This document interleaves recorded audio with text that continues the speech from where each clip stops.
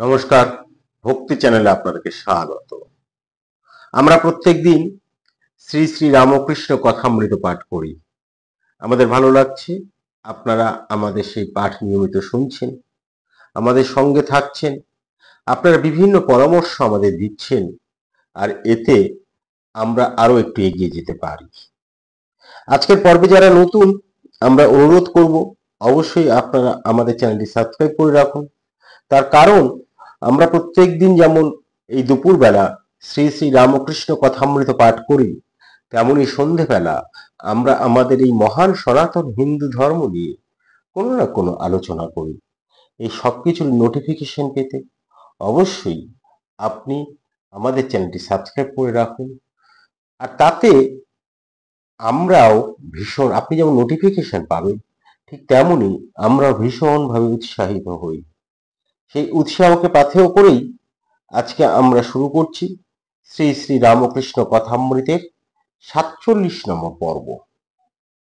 প্রত্যেক দিন আমরা দেখুন টুক টুক করে এগোতে এগোতে এগোতে এগোতে আজকে আমরা ৪৭তম দিনে এসে পড়ে গেলাম। আমাদের ভালো লাগছে, আমরা এখনো পর্যন্ত ধারাবাহিকভাবে এটি পাঠ করে যেতে পারছি। তা কেন রামকৃষ্ণ কথামৃত আপনারা শুনবেন, কেন পাঠ করবেন, এটি বহুবার বলেছি যে এই যে ঠাকুরের কথা যা অমৃত, আসলে যা আমাদেরকে বাঁচতে শেখায়, বাঁচার আনন্দটা দেয়। আমাদের এই কথামৃতে কি আছে? এই কথামৃতে আছে আমাদের ধর্মের কথা। ধর্মটা কি? এই ধর্ম কেবল ঈশ্বর উপাসনাই নয়, আমাদের জীবনের সঙ্গে আমরা জীবন কি করে কাটাবো, আমরা পরিবার কি করে কাটাবো, আমরা সমাজ কিভাবে কাটাবো, এই সবকিছু নিয়েই তো ধর্ম। আর ঠাকুর এই সব বিষয়ে সুন্দর সহজ সরল ভাবে আমাদেরকে জানিয়েছেন।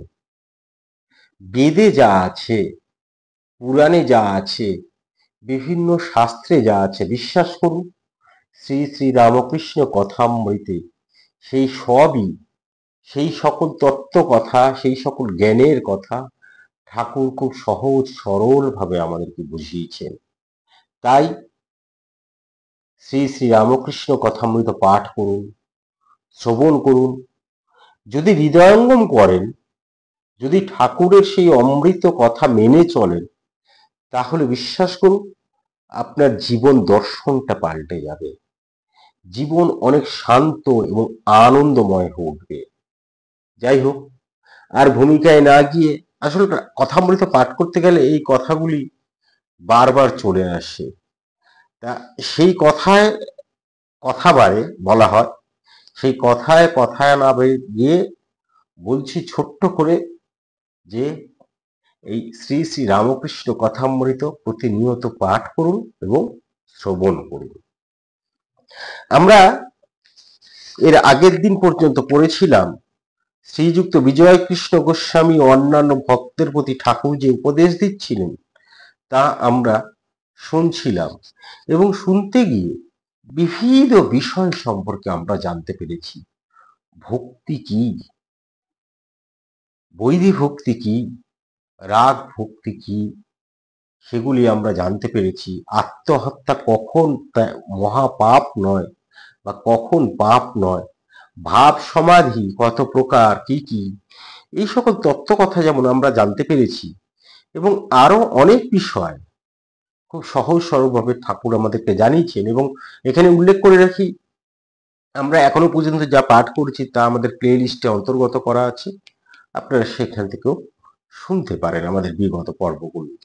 তা আজকে আমরা ঠাকুর শ্রী রামকৃষ্ণ দক্ষিণেশ্বর মন্দিরে শ্রীযুক্ত রাখাল, প্রাণকৃষ্ণ, কেদার প্রভৃতি ভক্ত সঙ্গে কিভাবে সময় কাটাচ্ছেন, কি বলছেন, সেই সকল আমরা আজকে জানব। এবং ওই জানতে গেলেই ঠাকুরের সেই সুমধুর অমৃত বাণী আমরা শুনতে পারি। আমরা পড়ছি, আপনারা শুনছেন, কেউ কেউ হয়তো বাড়িতে পড়ছেন। আসলে এই সবই ঠাকুর বলছে, এই বলাটাকে আমরা শুনছি, আমরা কিন্তু কেউ পড়ছি না। আসলে আসলে আমরা কেউ আমাদের কথা, আমরা যখন পড়ছি আমাদের কথা কেউ শুনছি না, আমরা সম্পূর্ণটা ঠাকুরের কথা শুনতে পারছি। যদি আপনি মনোযোগী হন তাহলে এই সত্য আপনি উপলব্ধ করতে পারবেন। তার দক্ষিণেশ্বরে প্রাণকৃষ্ণ মাস্টার প্রভৃতি সঙ্গে ঠাকুর শ্রী রামকৃষ্ণ কালীবাড়ির সেই পূর্ব পরিচিত ঘরে ভক্ত সঙ্গে বসিয়া আছেন। নিশিদিন হরিপ্রেম, মার প্রেমে মাতোয়ারা। মেঝেতে মাদুর পাতা, তিনি সেই মাদুরে আসিয়া বসিয়াছেন। সম্মুখে প্রাণকৃষ্ণ ও মাস্টার শ্রীযুক্ত রাখালও ঘরে আছেন। হাজরা মহাশয় ঘরের বাহিরে দক্ষিণ পূর্ব বারান্দায় বসিয়া আছেন। এই যে এখানে এতগুলো চরিত্রের নাম পেলাম, আমরা যখন পাঠ করি, যখন এই নতুন কোনো চরিত্র আসে তাদের একটি সংক্ষিপ্ত পরিচয় দিই। তা এদের পরিচয় দেওয়া রয়েছে, কারা ঠাকুরের কাছে আসতেন, কারা ঠাকুরের আলোয় আলোকিত হয়ে আমাদের এই সমাজকে আলোকিত করেছে। এই কারণেই আমরা এই কথামৃতের কে আরেকটু অনুধাবন করার জন্য, একটু ডিটেল করে তোলার জন্য আমরা এই পরিচয়গুলো দিয়ে থাকি। আর মাস্টার শ্রীমৎ তিনি কি সুন্দর করে লিখেছেন, কি সুন্দর করে তার বর্ণনা, সময় ধরে ধরে, তারিখ ধরে ধরে, এবং ঠাকুর কোন দিকে মুখ করে বসে আছেন, কিসে বসেছেন, কখন নৌকো এলো, তখন আকাশ কেমন ছিল। হ্যাঁ, এই অপূর্ব বর্ণনা, নিখুঁত বর্ণনা, এগুলো একটা সত্য কিন্তু বাদ দেবেন না। কারণ এই যে যদি বাদ পড়ে যায় তাহলে সেই ঠাকুরের সেই মহিমা কোথায় একটু খামতি হয়ে যাবে। এগুলো তো শ্রীময় এমনি এমনি লেখেননি, এগুলি লিখেছেন সেই ঠাকুরের সেই সময়টাকে জীবন্ত করে তোলার জন্য। সেই কি সুন্দর বর্ণনা দিয়েছে, আপনারা শুনুন। মেঝেতে মাদুর পাতা, তিনি সেই মাদুরে আসিয়া বসিয়াছেন। সম্মুখে প্রাণকৃষ্ণ ও মাস্টার শ্রীযুক্ত রাখালও ঘরে আছেন। হাজরা মহাশয় ঘরের বাহিরে দক্ষিণ পূর্ব বারান্দা বসিয়া আছেন। শীতকাল, পৌষ মাস, ঠাকুরের গায়ে মোলস্কিনের র্যাপার। সোমবার, বেলা 8টা, 18ই পৌষ, কৃষ্ণ অষ্টমী, 1 জানুয়ারি 1883।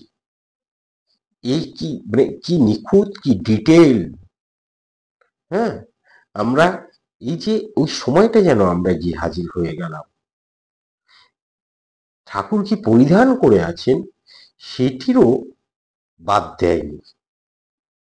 তা এখন অন্তরঙ্গ ভক্তগণ অনেকেই আসিয়া ঠাকুরের সহিত মিলিত হইয়াছে। ন্যূনাধিক 1 বৎসর কাল নরেন্দ্র, রাখাল, ভবনাথ, বলরাম, মাস্টার, বাবুরাম, লাটু প্রভৃতি সর্বদা আসা যাওয়া করিতেছেন। তাহাদের বাৎসরিক পূর্ণ হইতে রাম, মনমোহন, সুরেন্দ্র, কেদার আসিতেছেন। প্রায় 5 মাস হইল ঠাকুর শ্রী রামকৃষ্ণ বিদ্যাসাগরের বাদুর বাগানের বাটিতে শুভাগমন করিয়াছিলেন। 2 মাস হইল শ্রীযুক্ত কেশব সেনের সহিত বিজয়াদি ব্রাহ্মভক্ত সঙ্গে নৌযানে, স্টিমারে ভ্রমণ করিতে করিতে কলিকাতায় গিয়াছিলেন। এগুলি আমরা আগেই পড়েছি। এই ঠাকুর বিদ্যাসাগরের বাড়িতে গিয়েছিলেন এবং ওইখানে কি অপূর্ব তাদের কথাবার্তা হয়েছিল। আবার সেই বিজয়া দশমীর দিন দুর্গাপুজোয়, হ্যাঁ, সেই কেশবের সঙ্গে নৌকো করে, স্টিমারে করে সে কলকাতা এসেছিলেন। সেই সময় কি ঘটেছিল সেগুলি আমরা সব এর আগে পড়েছি। শ্রীযুক্ত প্রাণকৃষ্ণ মুখোপাধ্যায় কলিকাতার শ্যামপুকুর পল্লীতে বাস করেন। তাহার আদি নিবাস জনাই গ্রামে। এক্সচেঞ্জের বড়বাবু, নিলামের কাজ তদারক করেন। প্রথম পরিবারের সন্তান না হওয়াতে তাহার মত লইয়া দ্বিতীয়বার দ্বার পরিগ্রহ করিয়াছেন। তাহারই একমাত্র পুত্র সন্তান হইয়াছে। ঠাকুর শ্রী রামকৃষ্ণকে প্রাণকৃষ্ণ বড় ভক্তি করেন। একটু স্থূলকায়, তাই ঠাকুর মাঝে মাঝে মোটা বামুন বলিতেন। অতি সজ্জন ব্যক্তি। প্রায় ৯ মাস হইল ঠাকুর তাহার বাটিতে ভক্ত সঙ্গে নিমন্ত্রণ গ্রহণ করিয়াছিলেন। প্রাণকৃষ্ণ নানা ব্যঞ্জন মিষ্টান্নাদি করিয়া অন্নভোগ দিয়াছিলেন। ঠাকুর মেঝেতে বসিয়া আছেন, কাছে এক চ্যাংড়া জিলিপি কোনো ভক্ত আনিয়াছেন। তিনি একটু জিলিপি ভাঙিয়া খাইলেন। এরপরেই দেখব কেমন ঠাকুরের কেমন বালক স্বভাব। আপনারা শুনুন, আপনাদেরও বেশ ভালো লাগবে। শ্রী রামকৃষ্ণ প্রাণকৃষ্ণাদির প্রতি সহাস্যে, দেখেছ আমি মায়ের নাম করি বলে এই সব জিনিস খেতে পাচ্ছি। কিন্তু তিনি লাউ কুমড়ো ফল দেন না, তিনি অমৃত ফল দেন। জ্ঞান, প্রেম, বিবেক, বৈরাগ্য। এখানে সে মায়ের কথা বলছেন যে মায়ের নাম করি বলে এগুলো খেতে পারি। কিন্তু এই যে মা কিন্তু লাউ কুমড়ো ফল দেন না। তিনি কি দেন? তিনি দেন জ্ঞান, প্রেম, বিবেক, বৈরাগ্য। আর সত্যি যদি আমরা এগুলো লাভ করতে পারি তাহলে কিন্তু আমাদের জীবন ধন্য হয়ে যায়। এর আগে জ্ঞান কাকে বলে সেটা আমরা বারবার ফিরে ফিরে এসেছি ঠাকুরের কথায়। তাকে জানাই তো জ্ঞান। প্রেম, বিবেক, বৈরাগ্য এই নিয়েও ঠাকুর এর আগে বলেছেন। তা ঘরে একটি ৬-৭ বছরের ছেলে প্রবেশ করিল। ঠাকুর শ্রী রামকৃষ্ণের বালকাবস্থা। একজন ছেলে যেমন আরেকজন ছেলের কাছ থেকে খাবার লুকিয়ে রাখে, পাছে সে খাইয়া ফেলে, ঠাকুরেরও ঠিক সেই অপূর্ব বালকবৎ অবস্থা হইতেছে। তিনি জিলিপির চ্যাংড়াটি হাত ঢাকা দিয়া লুকাইতেছেন। ক্রমে তিনি চ্যাংড়াটি এক পাশে সরাইয়া রাখিয়া দিলেন। সে বলছিলাম খুব মজার, একটি বালক এসে তো প্রথমেই জিলিপিটা নেবে না, আর ঠাকুরও সেই বালক ভাবাবস্থা, অর্থাৎ বালকের মতো তার ভাবাবস্থা, একেবারে বালকের মতো। যেই ওই ছেলেটি ঢুকেছে অমনি ঠাকুরও তার থেকে জিলিপিটা লুকিয়ে রাখছে। এটি একটি মজা। এবং ঠাকুর এরকমই ছিলেন আর কি। বালক যে তার সঙ্গে বালকের মতন, শিশুর সঙ্গে শিশুর মতো। হ্যাঁ, তা প্রাণকৃষ্ণ গৃহস্থ বটেন, কিন্তু তিনি বেদান্ত চর্চা করেন। বলেন ব্রহ্ম সত্য, জগৎ মিথ্যা, তিনি আমি সোহম। এই সোহম নিয়ে এর আগে আমরা আলোচনা করেছি, কেবলমাত্র এই শব্দটি নিয়ে। আজকে তাই তার মধ্যে গেলাম না। তা এই যে উপনিষদে বলা হয় সোহম, অর্থাৎ তিনি আমি, অর্থাৎ সেই ব্রহ্মই সব। আমি আসলে কি? আমি ব্রহ্ম। এটি সেই জ্ঞানমার্গের কথা। ঠাকুর এর আগের দিন আমাদেরকে জ্ঞানমার্গ, ভক্তিমার্গ বুঝিয়েছেন। তা ঠাকুর তাহাকে বলেন কলিতে অন্নগত প্রাণ, কলিতে নারদীয় ভক্তি। এই নারদীয়, কলিতে অন্নগত প্রাণ অর্থাৎ কি? আমি জ্ঞান চর্চা, জ্ঞান মার্গ না করে ভক্তি মার্গে, এর আগের দিনই ঠাকুর আমাদেরকে বুঝিয়েছেন। এর আগে একটি পর্বে আমরা বলেছি, দেখেছি। ঠাকুর বলছেন যে কলিতে অন্নগত প্রাণ, তার জ্ঞান চর্চার সময় কোথায়? ফলে আমাদের ওই ভক্তি মার্গে যেতে হবে। আমরা যারা গৃহী, আমাদের একটাই উপায় ভক্তি মার্গ। নিজেকে সমর্পণ করে দাও।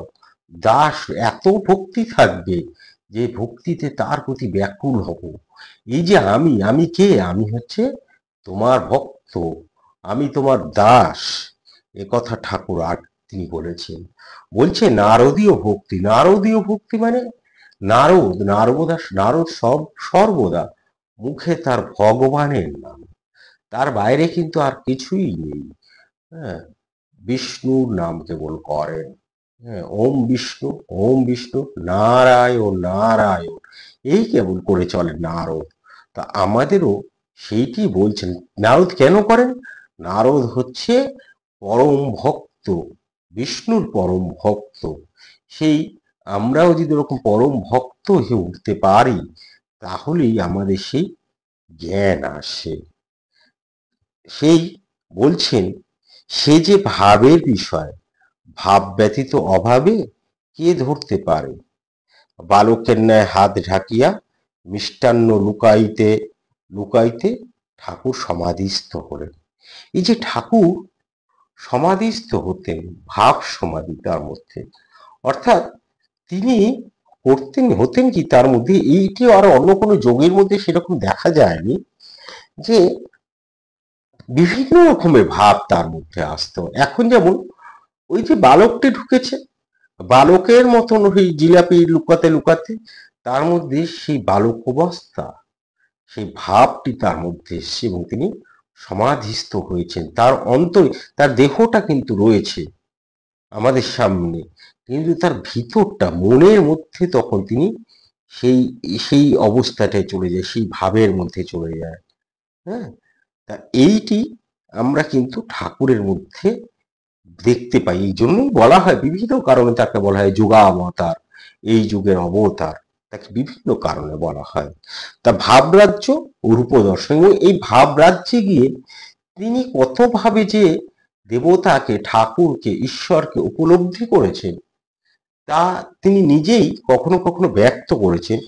তিনি বলছেন, সে মাস্টার এখানে বেশ বড় বড় অক্ষরে লিখেছেন, ঠাকুর সমাধিস্থ অনেকক্ষণ ভাবাবিষ্ট হইয়া বসিয়া আছেন, দেহ নড়িতেছে না, চক্ষু স্পন্দহীন, নিঃশ্বাস বইতেছে কিনা বুঝা যায় না। অনেকক্ষণ পর দীর্ঘ নিঃশ্বাস ফেলিলেন, যেন ইন্দ্রিয়ের রাজ্যে আবার ফিরিয়া আসিয়াছেন। শ্রীরামকৃষ্ণ, প্রাণ কৃষ্ণের প্রতি, তিনি শুধু নিরাকার নন, তিনি আবার সাকার। এই যে প্রাণকৃষ্ণ, এরা তো সেই বেদান্ত চর্চা করেন, এরা সাকার মানতেন না, নিরাকারে বিশ্বাসী ছিলেন। তাই ঠাকুর তার উদ্দেশ্যেই বলছেন, তিনি শুধু নিরাকার নন, তিনি আবার সাকার। তার রূপ দর্শন করা যায়, ভাব ভক্তির দ্বারা তার সেই অতুলনীয় রূপ দর্শন করা যায়। মা নানা রূপে দর্শন দেন। এবার এই যে মা নানা রূপে দর্শন দেন, এই নানা রূপটি কেমন, ঠাকুর এর পরেই বলছেন, গৌরাঙ্গ দর্শন, রতির মার বেশে মা। রতির মার বেশে মা, এই রতির মা, এই ইনি হচ্ছেন ঠাকুরের ভক্ত ছিলেন, এবং যদিও ইনি শ্রী শ্রী রামকৃষ্ণের সান্নিধ্যে তিনি এসেছিলেন, কিন্তু কর্তাবজা সম্প্রদায়ের গৌড়া বৈষ্ণবী ছিলেন এবং বৈষ্ণবচরণ দাসের শিষ্যা ছিলেন। পাইকপাড়ার যে রাজা, সেই পাইকপাড়ার রাজা লালাবাবুর স্ত্রী কাত্যায়নী দেবীর ঘনিষ্ঠ সহচারী ছিলেন এই রতির মা, এবং অতি শুদ্ধাচারে জীবনযাপন করতেন। আর মাঝে মাঝে তিনি ঠাকুরকে দর্শন করতে আসেন। এই মা, এই রতির মাকেই ঠাকুর একবার মার বেশে দেখেছিলেন, কিন্তু এই রতির মা ছিলেন ভীষণ গোঁড়া, আর আমাদের ঠাকুর কিন্তু ছিলেন উদার মনস্ক। এই যে ভিন্ন মত, ঠাকুরের মধ্যে উদারতা, যে মা কালীকে যে প্রসাদ দেওয়া হচ্ছে তিনি নিজেই খেয়ে নিচ্ছেন, আর এগুলোকে এই রতির মা ভালো চোখে দেখতেন না। তিনি ফলে ঠাকুর তো মার কাছে সন্তান ছিলেন, ফলে মায়ের অন্ন যেটি সেটিতে সন্তান আগে খেয়ে নিতেই পারে। কিন্তু রতির মা ঠাকুরের এই ভাব অবস্থাটা বুঝে উঠতে পারেনি হয়তো, তাই জন্য কি হয়, তিনি দক্ষিণেশ্বরে সে যাতায়াত একটা সময় বন্ধ করে দেন। কিন্তু তিনি বন্ধ করে দিলেও কিন্তু ঠাকুর তার প্রতি একবারের জন্য অসম্মান প্রদর্শন করেননি। তাই এই রতির মাকে, মার মধ্যে তিনি দেবীকে দেখেছিলেন ভাবের মধ্যে। বলছেন যে গৌরাঙ্গ দর্শন রতির মার বেশে কিরকম দেখেছিলেন ঠাকুর তাদেরকে, এই যে বলছেন যে ভাব ভক্তি দ্বারা তার সেই অতুলনীয় রূপ দর্শন করেছে, কিন্তু সেই রূপ কেমন? সে রূপ বলছেন, ঠাকুর নিজেই বলছেন, কাল মাকে দেখলাম, গেরুয়া জামা পরা, মুড়ি সেলাই নাই, আমার সঙ্গে কথা করছেন। আরেকদিন মুসলমানের মেয়ে রূপে আমার কাছে এসেছিল, মাথায় তিলক কিন্তু দিগম্বরী। 6-7 বছরের মেয়ে আমার সঙ্গে বেড়াতে লাগলো ও ফচকিমি করতে লাগলো। তা দেখুন, ঠাকুর কিন্তু মাকে কত রূপে দেখেছেন। বলছে, হৃদের বাড়িতে যখন ছিলাম গৌরাঙ্গ দর্শন হয়েছিল, কালা পেরে কাপড় পরা। হলধরি বলতো তিনি ভাব অভাবের অতীত। আমি মাকে গিয়ে বললাম, মা, হলধরি এ কথা বলছে, তাহলে রূপটুপ কি সব মিথ্যে? রতির মা মার বেশে আমার কাছে এসে বলল, তুই ভাবেই থাক। আমিও হলধারীকে তাই বললাম। এক একবার ও কথা ভুলে যাই বলে কষ্ট হয়। ভাবে না থাকা দাঁত ভেঙে গেল। তাই দৈববাণী বা প্রত্যক্ষ না হলে ভাবেই থাকবো, ভক্তি নিয়ে থাকবো। কি বলো? অর্থাৎ ঠাকুর সেই ভক্তির কথাই বলছেন, সেই ভাবের কথাই বলছেন। কেননা ঠাকুর বলছেন, যদি কখনো দৈব বাণী না হয় বা প্রত্যক্ষ না হয়, তাহলে সেই ভাবের দর্শন যেটি, তাতেই থাকবো। তার মধ্যে দিয়ে আমি তাকে প্রত্যক্ষ করব, তার মধ্যে দিয়েই তার বাণী শুনবো। প্রাণকৃষ্ণ তখন বলেন, আজ্ঞা। ভক্তির অবতার কেন? রামের ইচ্ছে। এরপর দেখি কি বলছেন ঠাকুর। ভক্তির অবতার কেন? বলছেন, রামের ইচ্ছা। শ্রী রামকৃষ্ণ। আর তোমাকেই বা কেন জিজ্ঞাসা করি? এর ভিতর কে একটা আছে, সে আমাকে নিয়ে এই রূপ হচ্ছে। মাঝে মাঝে দেবভাব প্রায় হতো, আমি পুজো না করলে শান্ত হতুম না। আমি যন্ত্র, তিনি যন্ত্রী। তিনি যেমন করান তেমনই করি, যেমন বলান তেমনই বলি। প্রসাদ বলে ভবসাগরে, বসে আছি ভাসে ভেলা, জোয়ার এলে উজিয়ে যাব, ভাটিয়ে যাব ভাটার বেলা। ঝড়ের এঁটো পাতা কখনো উড়ে ভালো জায়গায় গিয়ে পড়লো, কখনো বা ঝড়ে নর্দমায় গিয়ে পড়লো। ঝড় যেদিকে লয়ে যায়। তাঁতি বললে, রামের ইচ্ছায় ডাকাতি হয়, রামের ইচ্ছায় আমাকে পুলিশ ধরলে, আবার রামের ইচ্ছায় ছেড়ে দিলে। অর্থাৎ ঠাকুর বলছেন, সবকিছুই কিন্তু এই দেবতার ইচ্ছাতেই হয়। মানে এই যে তার বলছেন যে একবার যেমন দেব ভাব এসেছিল, আর যতক্ষণ না পুজো করেছেন ততক্ষণ তিনি শান্তি পাচ্ছিলেন না। ঠাকুর বলছেন, এ সবই কিন্তু তারই লীলা। এর আগের অধ্যায়েই এর আগের পর্বেতেই আমরা এই বিষয়ে বিস্তারিত জেনেছি। তা হনুমান এবং এই যে সবই যে তার ইচ্ছে, তারই লীলা, এটি বিভিন্ন উপমা দিয়ে ঠাকুর বুঝিয়েছেন। এবং দেখবেন ঠাকুরের যে এই উপমা, এ অতি সহজ সরল, আমাদের প্রাত্যহিক জীবনের থেকে, আমাদের নানা ঘটনার থেকে নেওয়া। কারণ ঠাকুর চাইতেন আমরা যাতে বুঝতে পারি, আমাদের মধ্যে যাতে এই বুঝলে কি হবে, বুঝলে বুঝলে ওই যে আমাদের মধ্যে আসলে এই ভক্তি ভাবটা জেগে উঠবে। বুঝলে আমাদের মধ্যে সেই ভক্তি ভাবটা জেগে উঠবে। কেন ভক্তিভাব জেগে উঠবে? তার কারণ হচ্ছে, ঠাকুর যেগুলো বলছেন সেগুলো আমি বুঝতে পারছি। বুঝতে পারলে কি হবে?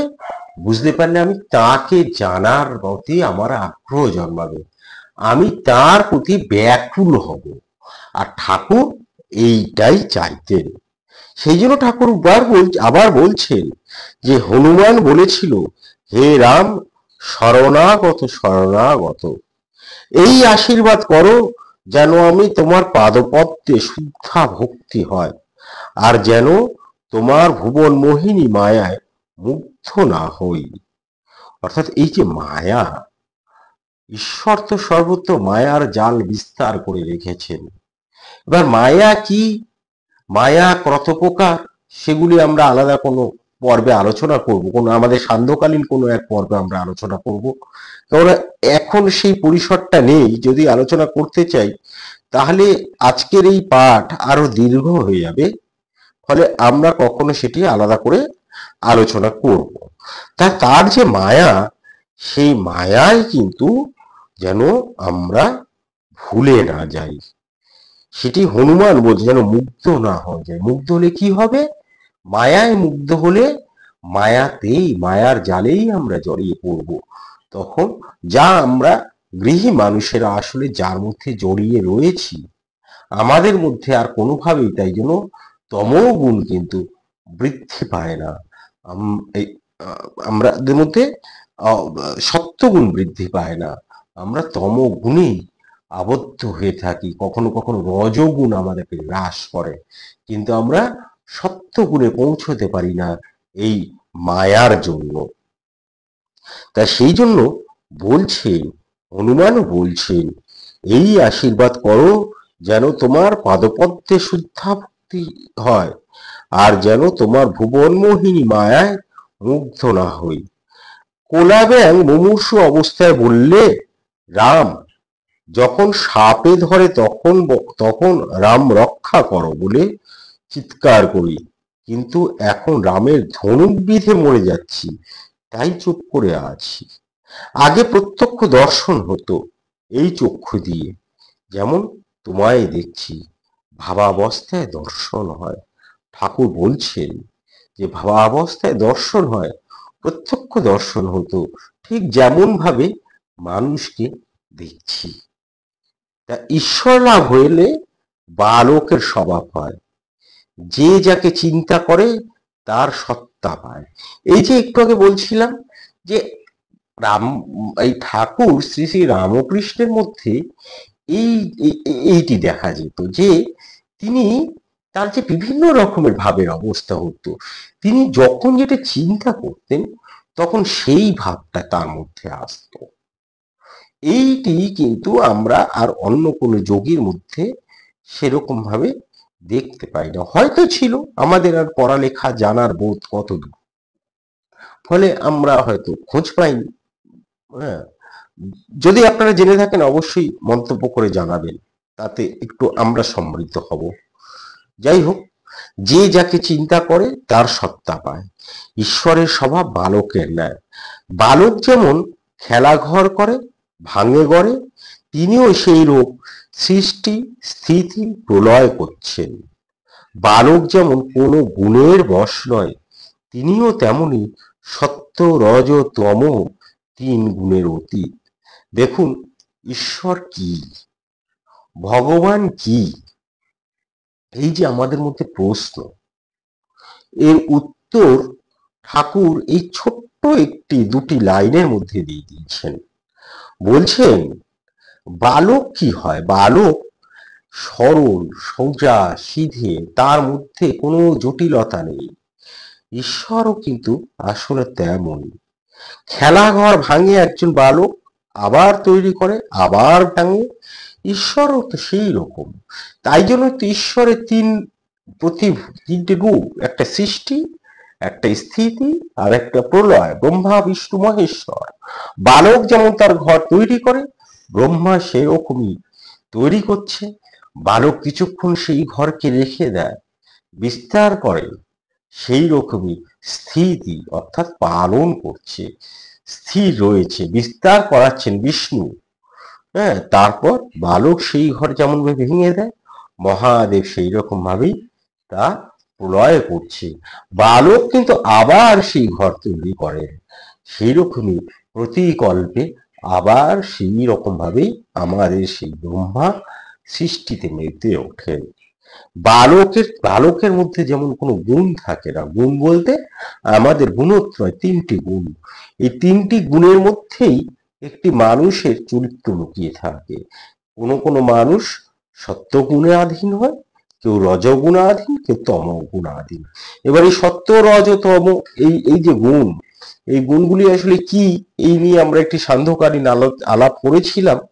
আমরা চেষ্টা করব আমাদের আজকে যে ডেসক্রিপশন বক্সটাতে তার লিঙ্কটি দিয়ে দেওয়া, আপনারা শুনে দেখতে পারেন। তা এবং যদিও আপনারা জানেন অনেকেই এই তিনটি গুণের কথা বারবার এই কথামৃত পাঠ করতে এসেছে, তা এই তিনটি গুণের মধ্যে কোনোটিই কিন্তু ঈশ্বরকে আবদ্ধ করা যায় না। আসলে ঈশ্বর হচ্ছে এই গুণের অতীত। তাই পরমহংসেরা 10-5 জন বালক সঙ্গে রাখে স্বভাব আরোপের জন্য। তাই পরমহংস মানে হাঁস, যেমন দেখবেন হাঁস জলে ভেসে বেড়ায় কিন্তু তার গায়ে আজ কখনো জলে ভেজে না। সেরকম এই যে সংসার, এই যে বিশ্ব, এর মধ্যে আমি আছি কিন্তু কোনো কিছুই আমাকে স্পর্শ করছে না, ভেজাতে পারছে না। তাই তো তিনি পরমহংস। আর পরমহংস তারা দেখবেন বালকে, ঠাকুর বলছেন বালকের সঙ্গে তারা সময় কাটায়, তার কারণ ওই ভাবটাকে বোঝার জন্য। ওই বালকের মতন ভাব, বালকের যে ভাব, যে সরল, সকল মানে দোষের অতীত, সকল গুণের অতীত, সেই বালকের ভাবটা বোঝার জন্য দেখবেন ঠাকুর বলছেন পরমহংসরা 10-5 জন বালকের সঙ্গে থাকে, বালকদের সঙ্গে সময় কাটায়। আগরপাড়া থেকে একটি 20-22 বছরের ছোকরা আসিয়াছেন। ছেলেটি যখন আসেন ঠাকুরকে ইশারা করিয়া নির্জনে লইয়া যান ও চুপি চুপি মনের কথা কন। তিনি নূতন যাতায়াত করিতেছেন। আজ ছেলেটি কাছে আসিয়া মেঝেতে বসিয়াছে। প্রকৃতিভাব ও কামজয়, সরলতা ও ঈশ্বর লাভ। এখানে প্রকৃতিভাব বলতে কি বোঝানো হচ্ছে? প্রকৃতিভাব মানে সৃষ্টির ভাব। সৃষ্টি কে? সৃষ্টি হচ্ছে নারী।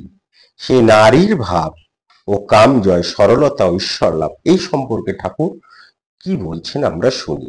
শ্রীরামকৃষ্ণ ছেলেটির প্রতি আরোপ করলে ভাব বদলে যায়। প্রকৃতিভাব আরোপ করলে ক্রমে কামাদি রিপু নষ্ট হয়ে যায়, ঠিক মেয়েদের মতন ব্যবহার হয়ে দাঁড়ায়। যাত্রাতে যারা মেয়ে সাজে তাদের নাইবার সময় দেখেছি মেয়েদের মতো দাঁত মাজে কথা কয়। তুমি একদিন শনি মঙ্গলবারে এসো। তারপরে প্রাণ কৃষ্ণের প্রতি বলছেন ব্রহ্ম ও শক্তি অভেদ। শক্তি না মানলে জগৎ মিথ্যা হয়ে যায়। আমি তুমি, ঘর বাড়ি পরিবার সব মিথ্যে। এই আদ্যাশক্তি আছে বলেই জগৎ দাঁড়িয়ে আছেন। কাঠামোর খুঁটি না থাকলে কাঠামোই হয় না, সুন্দর দুর্গা ঠাকুর প্রতিমা তৈরি হয় না। তাহলে দেখুন এই যে শক্তি নিয়ে যে দ্বন্দ্ব, সেই শক্তি নিয়ে দ্বন্দ্ব কিন্তু ঠাকুর আমাদেরকে কাটিয়ে দেন। আসলে এই বিষয়টা, এই যে আকার না নিরাকার না সাকার কোনটি প্রধান, ঠাকুর বারবার প্রমাণ দিয়েছেন তার কথার মধ্যে দিয়ে। তারপরে ঠাকুর বলছেন বিষয় বুদ্ধি ত্যাগ না করলে চৈতন্যই হয় না, ভগবান লাভ হয় না।